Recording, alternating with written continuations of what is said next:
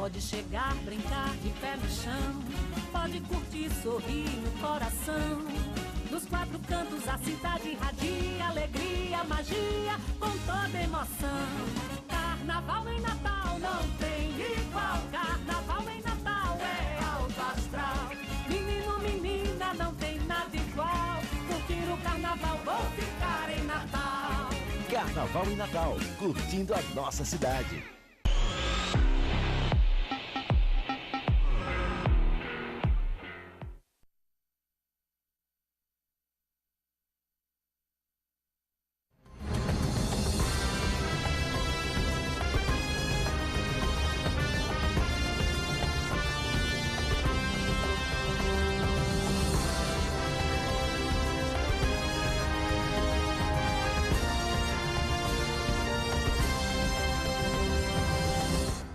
Olá, boa tarde! Estamos de volta com o RN em Debate, temporada 2015, iniciando hoje, trazendo para você, diariamente, entrevistas com personalidades do mundo político, econômico e social do Rio Grande do Norte.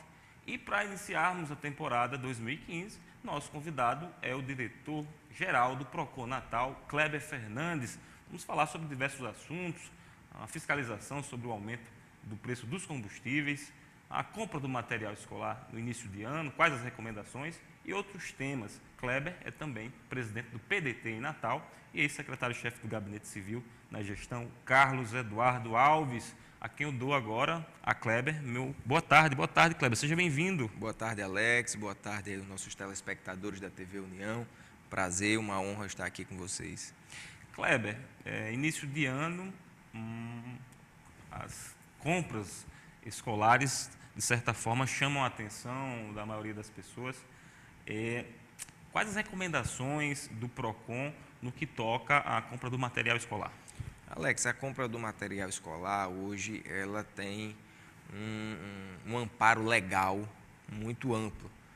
Primeiro que nós temos uma lei federal que trata disso, além do Código de Defesa do Consumidor, e temos uma lei municipal que também resguarda o direito do consumidor com relação ao material escolar. Então, não é permitido, Alex, a exigência de marcas de produtos. Muitas vezes as listas de material escolar já vêm com a indicação da marca do lápis, da caneta, do caderno. Então, essa é uma prática já proibida. A indicação da livraria, onde o consumidor deve adquirir, também nem a logomarca da livraria indicada pode vir na lista de material escolar. Os materiais de uso coletivo, que são aqueles materiais como o pincel atômico que o professor usa para escrever no quadro, pastas de arquivos dos estudantes, um número exorbitante de resmas de papel, material higiênico, papel higiênico, detergentes, materiais que são de uso coletivo e da responsabilidade exclusiva da escola. Esses itens todos são proibidos e o consumidor deve ficar realmente atento e exigir a retirada desses itens da lista de materiais. Práticas que eram bastante comuns até bem pouco tempo, né? É verdade. Com o passar do tempo, apesar de termos aí um Código de Defesa do Consumidor prestes a completar 25 anos, o consumidor ainda não conhece verdadeiramente os seus direitos e, em virtude disso, muitos fornecedores ainda adotam essas práticas infracionais, mas com o passar do tempo, o consumidor tem se conscientizado e isso tem sido combatido de forma mais veemente pelo próprio consumidor. Ainda há, Kleber, em que pese essas mudanças, ainda há reclamações no que toca à compra do material escolar ou isso diminuiu bastante? Não, ainda há muita reclamação, sobretudo muita dúvida, né? Quanto aos produtos que são possíveis, porque na verdade, Alex,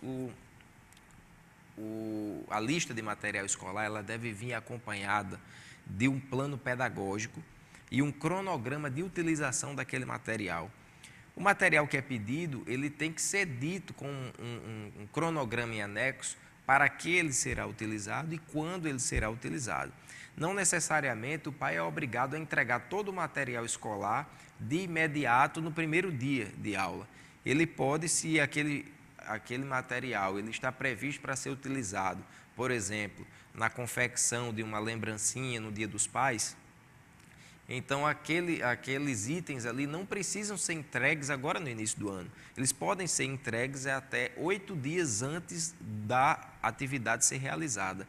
Então, a entrega do material pode ser feita de forma fracionada, de acordo com esse cronograma de utilização desses materiais.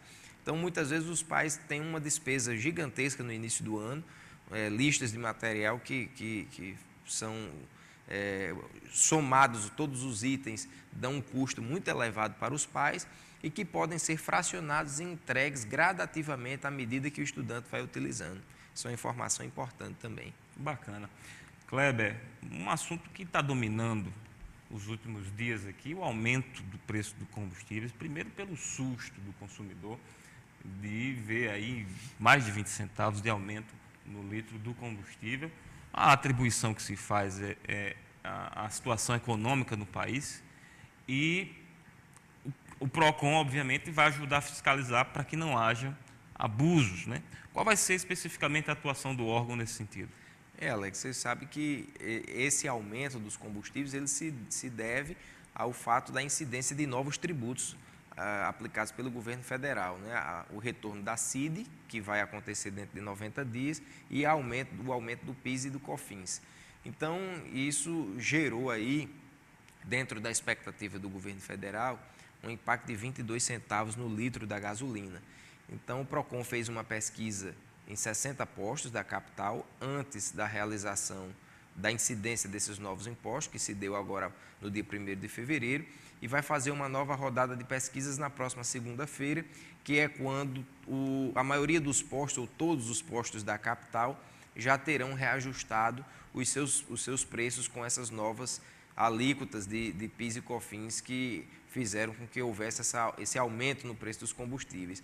Então, com o comparativo com essas duas pesquisas, nós vamos poder aferir e averiguar se houve um aumento exorbitante, ou seja, se os postos estão aproveitando o momento, a oportunidade desse reajuste de tributos para aumentar a sua margem de lucro e repassar para o consumidor final, e aquilo que seja considerado discrepante ou desproporcional a essa previsão do governo federal de 22 centavos será visto pelo PROCON com mais cautela, com a notificação desses postos para a apresentação das suas planilhas de formação de custos e para que nós possamos fazer um estudo econômico mais aprofundado e identificar se houve ou não abusividade.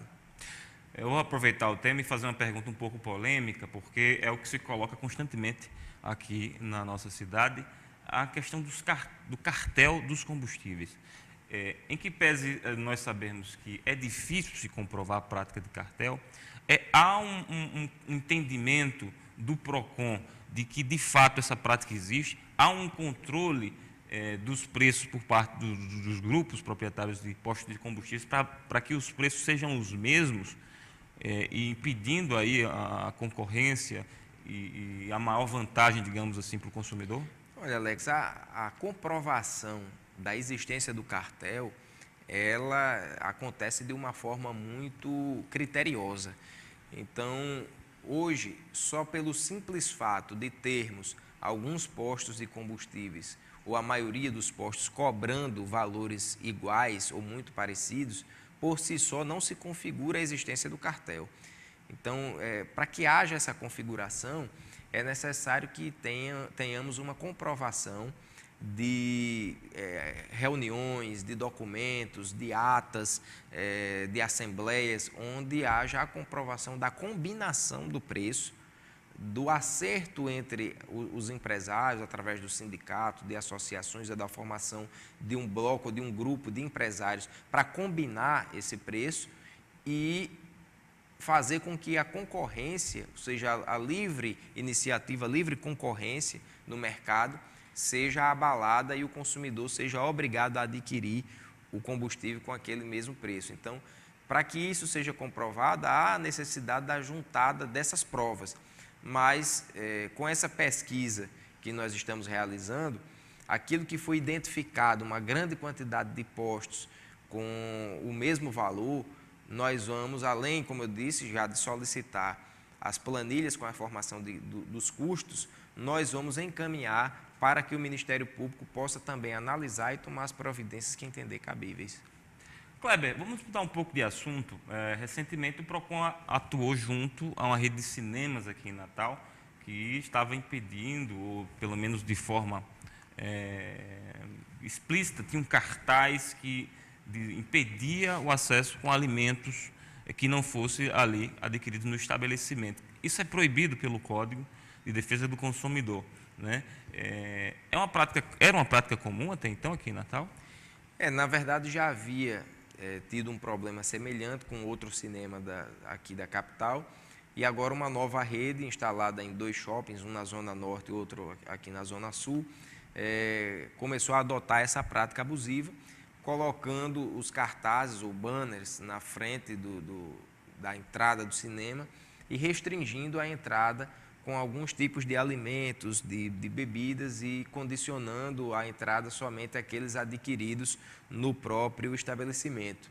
Então, por mais que não haja a obrigatoriedade do consumidor ao comprar um ingresso para o cinema, de também comprar a pipoca, o refrigerante ou algum produto ali daquele estabelecimento, há um entendimento da existência da venda casada por via oblíqua.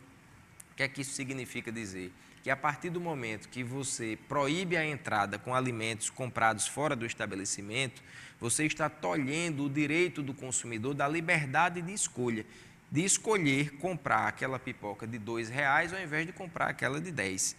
Então, a partir do momento que você restringe, de uma certa forma você está obrigando, entre aspas, o consumidor, tendo o interesse de adquirir algum alimento, a comprar naquele cinema, naquela bomboniere vendida, que vende ali os produtos na antessala do cinema.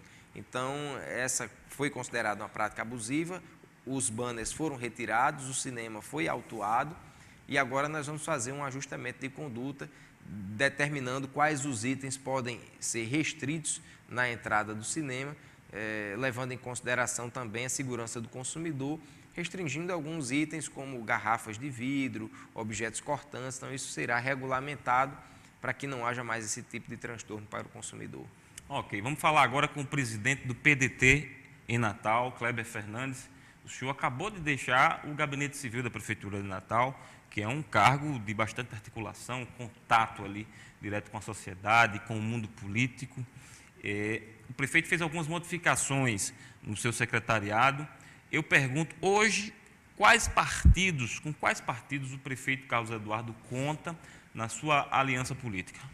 Olha, Alex, o prefeito conta com vários partidos políticos, sobretudo aqueles que ajudaram na sua vitória em 2012. Eu pergunto isso justamente porque alguns dos partidos que o ajudaram, como o PSD do governador Robson Faria e o PT no segundo turno, da senadora eleita Fátima Bezerra, se uniram e ficaram em palanques opostos na última eleição, né? Na verdade, o único, assim, o principal, digamos, distanciamento de partido a gente considera do PSD, do vice-governador, do governador Robson, na época vice-governador, até porque o PT lançou a sua candidatura própria, no segundo turno deu um apoio chamado, até por eles mesmo, de apoio crítico, né? Inclusive, depois da eleição, querendo punir o secretário Cipriano, que é do PT, que foi até ontem secretário de Saúde do município, por estar aceitando o convite do prefeito Carlos Eduardo, ou qualquer militante do PT que aceitasse o convite seria punido, né? Você deve recordar desse fato. Mas então, a gente não considera isso. Mas a gente tem o PSB, da vice-prefeita Vilma de Faria, que conta com 4 vereadores na Câmara Municipal. A gente tem o PCdoB, que tem o vereador George Câmara, que deu apoio e agora é secretário, mas o Cabo Geoás, que é o novo vereador, permanece dando apoio.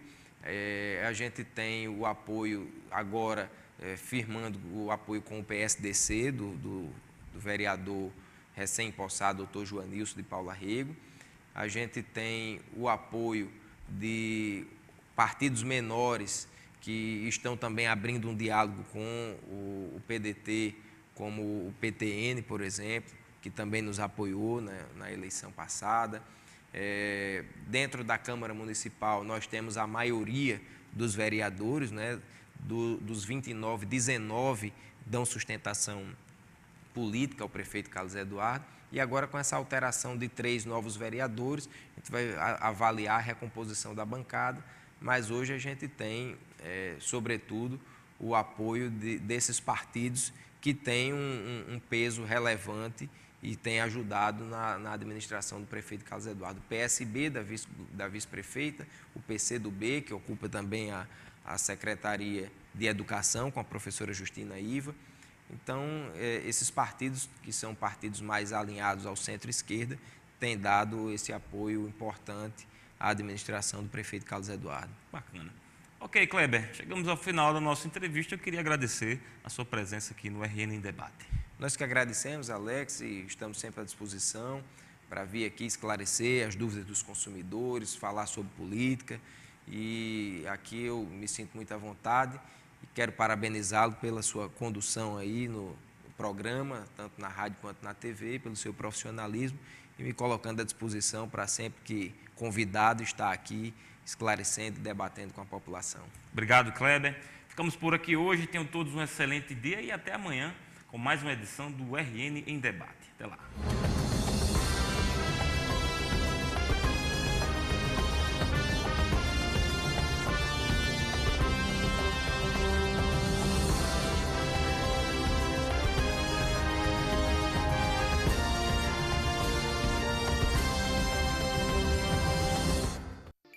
Nas terças, a partir das 22 horas, você assiste o programa Em Nome da Lei.